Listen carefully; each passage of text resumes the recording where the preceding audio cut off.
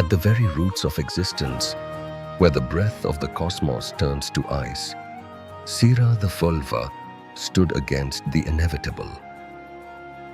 The air in Niflheim does not just freeze the skin, it attempts to freeze the soul itself.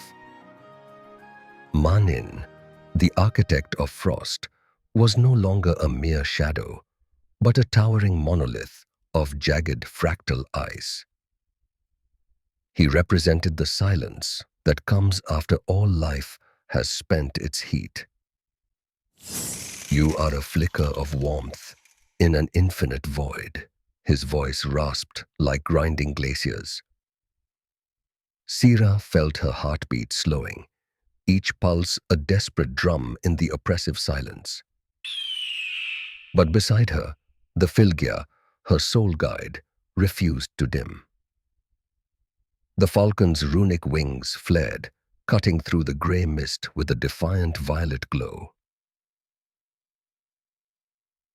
To save Midgard, Sira had to remember the weight of every realm she had touched. She thought of the ancient giants of Jotunheim, whose sorrow was as deep as the ice that bound them. She felt the heat of the dwarven forges in Svartalfheim, where sweat and iron birthed the strength of the world. She recalled the blinding, ethereal purity of Alfheim and the heavy, burning rage of Muspelheim. A Fulva does not just see the threads of fate, she must become the loom. She tightened her grip on her staff, the wood scarred and weathered by her journey. The violet-blue crystal at its tip began to throb, matching the rhythm of the world tree's own suffering. She realized that Manin's spear was a knot in the tapestry, a snag that was pulling the realms into ruin. It was time to untie that knot. She slammed the base of her staff into the black ice, and the ground groaned in protest.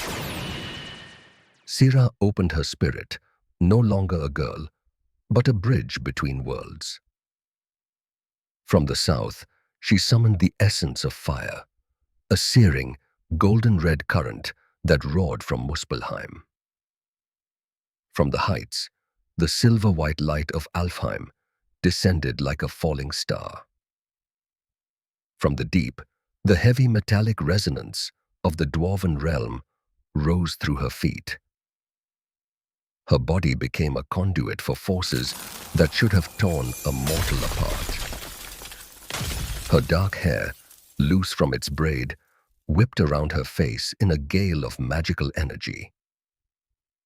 The colors swirled, violet, gold, crimson, and deep blue, converging into a single, blinding point of absolute harmony. Manin lunged, his ice claws reaching for her throat, but the sheer radiance of the converging realms pushed him back. The cosmic spear, held in the architect's frozen hand, began to scream with a high, metallic pitch. It was a tool of imbalance, and it could not withstand the presence of a unified cosmos. Sira let out a cry of pure, raw power as she directed the flood of energy into the weapon. In a flash that turned Niflheim's darkness into a midsummer noon, the spear disintegrated. It did not break, it transformed, its corrupted metal turning into harmless, drifting light shards. Manin's form began to fracture, his fractal skin peeling away like dead leaves. "The cycle cannot be stopped," he whispered, his voice fading into the mist. "But it can be protected," Sira replied, her voice steady and calm. The entity of frost dissolved into the fog, retreating into the cold corners of the universe where he belongs. Silence returned to Niflheim, But the air felt different. It felt like a long-held breath, finally released. Sira collapsed, her strength spent, her cloak heavy with the weight of the journey. But the Filgia would not let her rest in the cold. The falcon grew, its wings expanding until they filled the cavern, glowing with the runes of all 9 worlds. It gathered Sira gently and beat its wings, a thunderous sound that echoed through the ice. They soared upwards, a streak of violet light ascending through the vertical shaft of the world tree. They passed through the layers of the cosmos like a needle through silk. Past the cooling forges, past the singing gardens of light, past the weeping glaciers of the giants. Yggdrasil itself seemed to hum a song of gratitude as they passed. The sky above Midgard cracked open, revealing a sun that had forgotten how to shine. As the falcon descended, the unnatural grey frost began to weep and wither. The great rivers, frozen solid for moons, broke apart with the sound of 1,000 drums. Water, clear and life-giving, rushed through the valleys once more. On the hillsides, the gold and crimson leaves of autumn reappeared, no longer encased in ice. In the village, Sira's people stepped out of their long-shuttered homes. They touched the damp earth with trembling hands, feeling the warmth returning to the soil.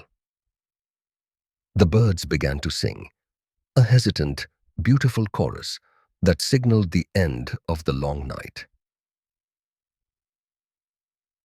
Sira stood once more on the high ridge overlooking her home. Her dark green cloak was torn, and her staff was charred, but her spirit was whole. The falcon landed on her shoulder, its violet energy now a soft, comforting hum.